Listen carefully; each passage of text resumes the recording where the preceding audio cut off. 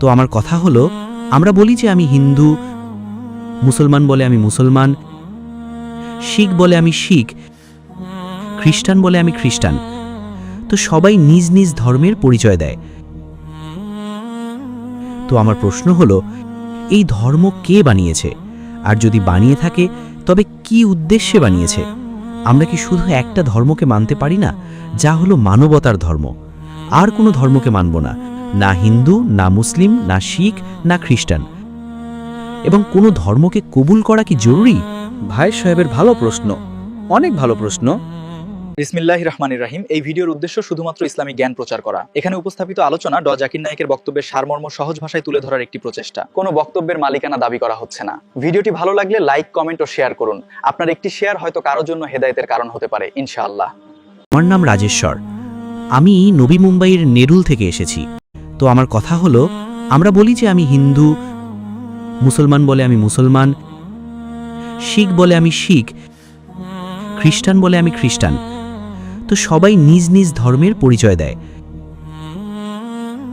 তো আমার প্রশ্ন হলো, এই ধর্ম কে বানিয়েছে? আর যদি বানিয়ে থাকে তবে কি উদ্দেশ্যে বানিয়েছে? আমরা কি শুধু একটা ধর্মকে মানতে পারি না, যা হলো মানবতার ধর্ম? আর কোনো ধর্মকে মানব না, না হিন্দু, না মুসলিম, না শিখ, না খ্রিস্টান।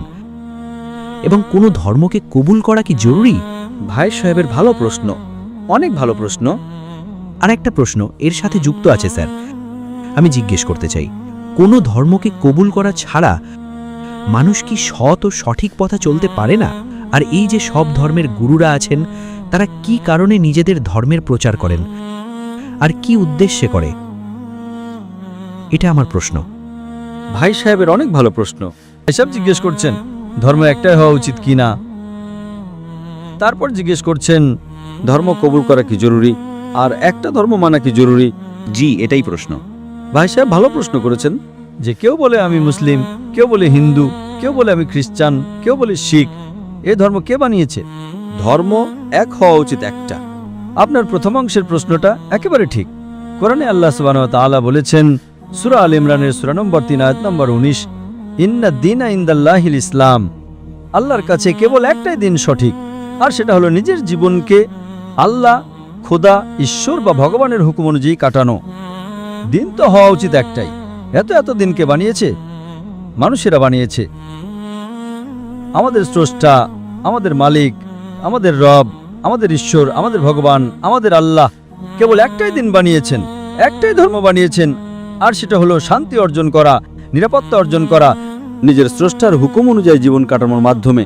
এই কারণে দিন বা ধর্ম স্রষ্টা কেবল একটাই পাঠিয়েছেন। কিন্তু সময়ের সাথে সাথে এতে ভেজাল ঢুকতে থাকে, ভেজাল মেশানো হতে থাকে। ভেজাল মেশানোর কারণে আল্লাহ অন্য নবী পাঠিয়েছেন, অন্য কিতাব পাঠিয়েছেন, আবার ভেজাল হয়েছে, আর অন্য পয়গম্বর পাঠিয়েছেন, তখনই একটা কিতাব পাঠিয়েছেন সেটা ঠিক করার জন্য। এভাবে আল্লাহ রাসূল সাল্লাল্লাহু আলাইহি সাল্লাম বলেছেন যে আল্লাহ এই পৃথিবীতে 1,24,000 পয়গম্বর পাঠিয়েছেন, অনেক কিতাব পাঠিয়েছেন। শেষ কিতাব হলো কোরআন মাজিদ। কোরআনে লেখা আছে সূরা রাদের সূরা নম্বর 13 আয়াত নম্বর 7, ওয়ালিকুল্লি কওমিন হাদ, অর্থাৎ প্রত্যেক জাতির কাছে আমি পয়গম্বর পাঠিয়েছি। সূরা রাদ সূরা 13 আয়াত 7। আর সূরা রাদের 13 নম্বর সূরার 38 নম্বর আয়াতে বলা হয়েছে যে প্রত্যেক যুগে আমরা একটা কিতাব নাজিল করেছি। শেষ কিতাব হলো কোরআন, শেষ পয়গম্বর মুহাম্মদ সাল্লাল্লাহু আলাইহি ওয়াসাল্লাম। আমাদের স্রষ্টা একটাই ধর্ম পাঠিয়েছেন, আর আমরা তাতে ভেজাল সৃষ্টি করেছি। ধর্মের যদি আমরা সঠিক অর্থ নিই, হিন্দু মানে কি? হিন্দুর অর্থ হলো যে মানুষ হিন্দুস্তানে থাকে, যে প্রাচীন সভ্যতার অঞ্চলের এই দিকে থাকে তাকে বলা হয় হিন্দু। এই শব্দটা প্রথমবার ব্যবহার করেছিল আরবরা হিন্দুস্তানির জন্য। এই শব্দের অর্থ অনুযায়ী আমি হিন্দু। এরপর লোকেরা বলল যে না, হিন্দু সে যে মূর্তি পূজা করে। এটা ভুল। তো হিন্দু সঠিক অর্থ হলো আমি হিন্দু। খ্রিস্টানের অর্থ কি? খ্রিস্টানের অর্থ হলো যে ঈসা আলাইহিস সালামের বার্তার উপর আমল করে, ঈসা আলাইহিস সালাম যা শিখিয়েছেন তার উপর আমল করে। আমি বলি যে আমি, যারা নিজেদেরকে খ্রিস্টান বলে দাবি করে তাদের চেয়েও বেশি খ্রিস্টান, কারণ আমি ঈসা আলাইহিস সালামের কথার উপর বেশি আমল করি সেই লোকদের চেয়ে যারা নিজেদেরকে খ্রিস্টান বলে দাবি করে। তো সেই দিক থেকে আমি আরো পাকা খ্রিস্টান। ইহুদি মানে কি? ইহুদি মানে হলো সে যে খোদা বা আল্লাহকে ভালোবাসে, আমি আল্লাহকে ভালোবাসি। মুসলিমের অর্থ কি? মুসলিমের অর্থ হলো সেই মানুষ যে শান্তি নিরাপত্তা লাভ করে নিজের জীবনকে আল্লাহর হুকুম অনুযায়ী কাটানোর পরে। আমি মুসলিম। আপনি কি বুঝতে পারছেন? এই ভেজাল পরে এসেছে। ঈসা আলাইহিস সালাম যা শিখিয়েছেন তাতে ভেজাল এসেছে। তাই ধর্ম কেবল একটাই হওয়া উচিত। আপনার দ্বিতীয় অংশ, আমরা কেন শুধু মানবতার উপর আমল করি না? ভাই সাহেব, আপনি ভালো মুসলমান হতে হলে সবার আগে একজন ভালো মানুষ হতে হবে। ভালো মানুষ মানে, আমি একটা উদাহরণ দিচ্ছি যা আমি কাল দিয়েছিলাম। ভালো মানুষ মানে স্কুল পাশ করা, ভালো মুসলমান মানে পিএইচডি করা। তো পিএইচডি করার জন্য আগে 10ম শ্রেণী পাশ করতে হবে। 10ম শ্রেণী পাশ করার পরই পিএইচডি করতে পারবেন। আপনি বললেন 10ম শ্রেণীর পর আমি খুশি। না, আমি পিএইচডির পর খুশি। এই জন্য ভালো মুসলমান হওয়ার জন্য ভালো মানুষ হওয়া জরুরি। যেমনটা আমি শুরুতে বললাম যে আপনি আমাকে ইসলামের এমন একটা শিক্ষা দেখান যা মানবতার বিরুদ্ধে। একটাও নেই। তো ইসলাম ধর্মটাই মানবতার, কিন্তু মানবতার পাশাপাশি আরও জিনিস আপনাকে শেখাচ্ছে। কি বলছে? মদ খাবে না। এখন মানবতার মধ্যে মদ খাওয়া যায় কি যায় না? মানবতার বইয়ে আপনি মদ খেতে পারেন। আমাদের স্রষ্টা বলছেন না। মদ খেলে কি হয়? আজ যত ধর্ষণ হচ্ছে, 80%-এর বেশি যে লোক ধর্ষণ করছে বা যে নারীর ধর্ষণ হয়েছে বা উভয়েই, 3টের মধ্যে একজন মদের নেশায় ছিল। হয় ওই ধর্ষণকারী মদের নেশায় ছিল, অথবা যে নারীর উপর ধর্ষণ হয়েছে বা উভয়েই মদের নেশায় ছিল। 80%। তাই আমাদের স্রষ্টা, আমাদের রব বলছেন মদ খাবে না। মানবতা বলে মদ খাও। আপনি কোনটা মানবেন, মানবতা নাকি রবকে? তাই এই কারণে মুসলিম হওয়া হলো মানবতার পিএইচডি। ভালো মানুষ হওয়া মানে স্কুল পাশ করা। আমি একেবারে আপনার সাথে একমত যে আগে ভালো মানুষ হও, তারপর মুসলিম হও।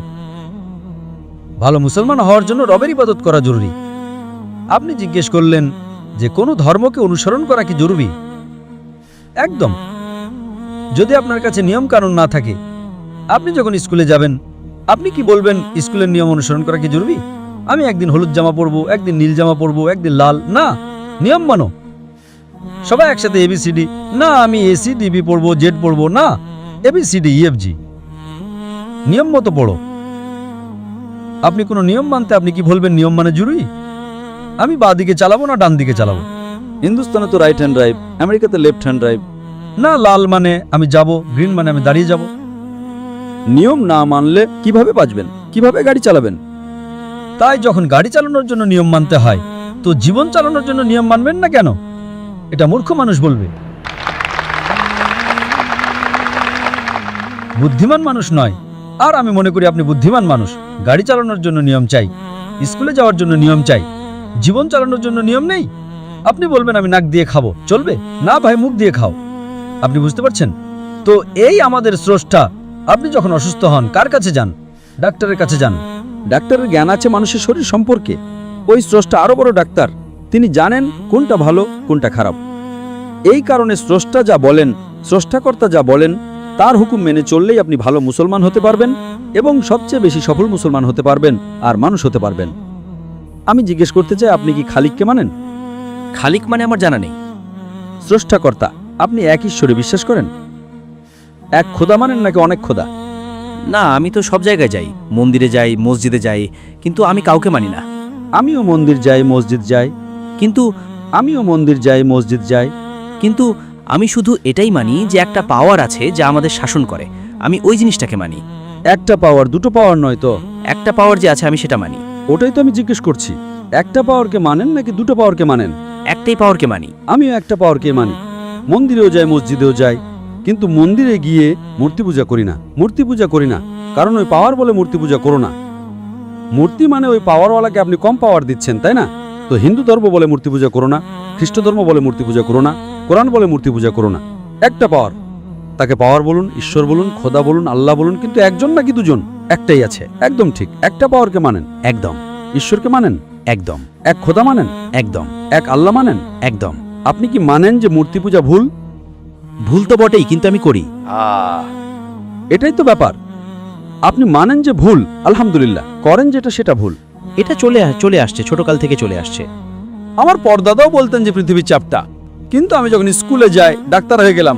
কিন্তু বাট আমরা মূর্তির পূজা করার কারণে আমি মনে করি যে আমি ঈশ্বর ভীরু। আমার ভয় আছে। আপনি খারাপ। এই কারণে আমি যে কোনো খারাপ কাজ থেকে বেঁচে থাকি। হ্যাঁ, খারাপ কাজ করেন কিন্তু খারাপ কাজ থেকে বাঁচেন, দুটোর মধ্যে বিরোধ আছে। আপনি খারাপ কাজ থেকে বাঁচেন, আবার বলেন খারাপ কাজ করেন। মূর্তির পূজা করার কারণে আমি খারাপ কাজ থেকে বেঁচে থাকি, এমনটা আমি মনে করি। আপনি বললেন যে মূর্তি পূজা করা ভুল, আমি মূর্তি পূজা করি, খারাপ কাজ থেকে বাঁচি, তিনটেই পরস্পর বিরোধী। আমি হিন্দিতে একটু দুর্বল। আপনি বললেন যে মূর্তি পূজা করা ভুল, কিন্তু তবুও আমি করি, আর খারাপ কাজ থেকে বাঁচি, এ দুটোই সাংঘর্ষিক। মদ খাওয়া খারাপ, তাও খায়, আর খারাপ কাজ করি না। আরে খেলে তো ধর্ষণ করব, তাই না? আমি খাই না। না, আপনি খান না, ভালো কথা, আলহামদুলিল্লাহ। আপনার বেদে লেখা আছে, বাইবেলে লেখা আছে, কোরআনে লেখা আছে, তাহলে কেন করেন?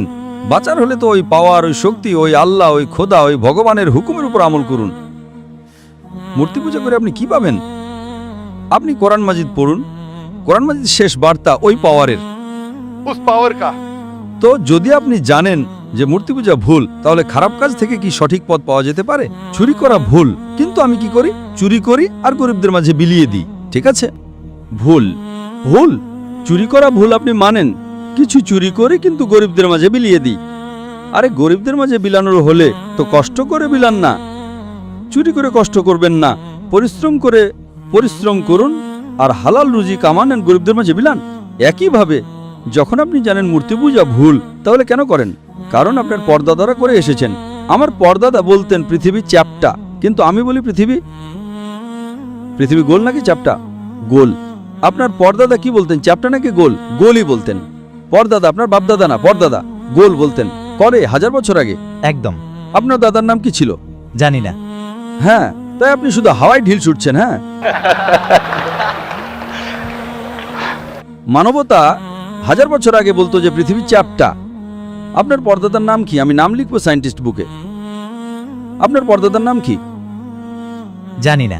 আপনার পরদাদা কি বলতেন, পৃথিবী চ্যাপ্টা নাকি গোল? আমি কিছু বলতে পারবো না এই বিষয়ে। হ্যাঁ, আমি শুনিনি যে কি বলতেন। ঠিক, কিন্তু বিজ্ঞান বলছে আমার পরদাদারা আপনার পরদাদা বলতেন যে চ্যাপ্টা। আপনি মানেন চ্যাপ্টা না, কারণ আপনি উন্নতি করেছেন। যখন উন্নতি করেন, ভুল জিনিসকে ছেড়ে দিতে হয়। এখন মূর্তি পূজা করবেন নাকি ছেড়ে দেবেন? চেষ্টা করব ছেড়ে দেওয়ার। হ্যাঁ, এই তো কথা হলো, এই তো পুরুষের মতো কথা হলো, তাই না?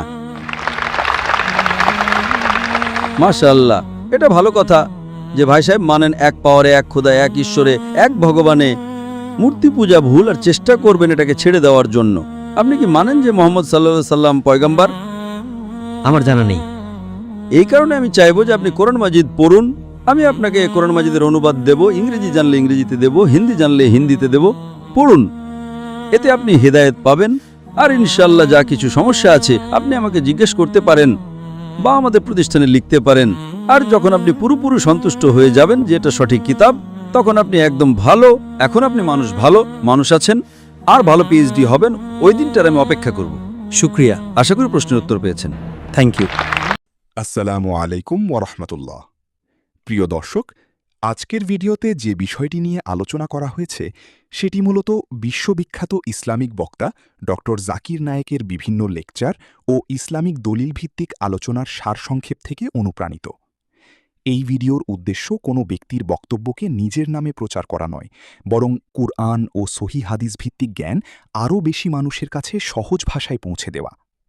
আমি যথাসম্ভব মূল বক্তব্যের অর্থ ও শিক্ষাকে অক্ষুণ্ণ রেখে বাংলায় উপস্থাপন করার চেষ্টা করেছি, যাতে বাংলা ভাষাভাষী ভাই বোনেরা সহজেই বিষয়টি বুঝতে পারেন। যদি কোথাও কোনো অনিচ্ছাকৃত ভুল হয়ে থাকে, তাহলে আল্লাহর সন্তুষ্টির জন্য ক্ষমা সুন্দর দৃষ্টিতে দেখবেন এবং সঠিক তথ্য দিয়ে আমাকে সংশোধন করবেন। আপনাদের কাছে একটি অনুরোধ, যদি এই আলোচনা আপনাদের উপকারে আসে তাহলে ভিডিওটি অন্যদের সঙ্গে শেয়ার করুন।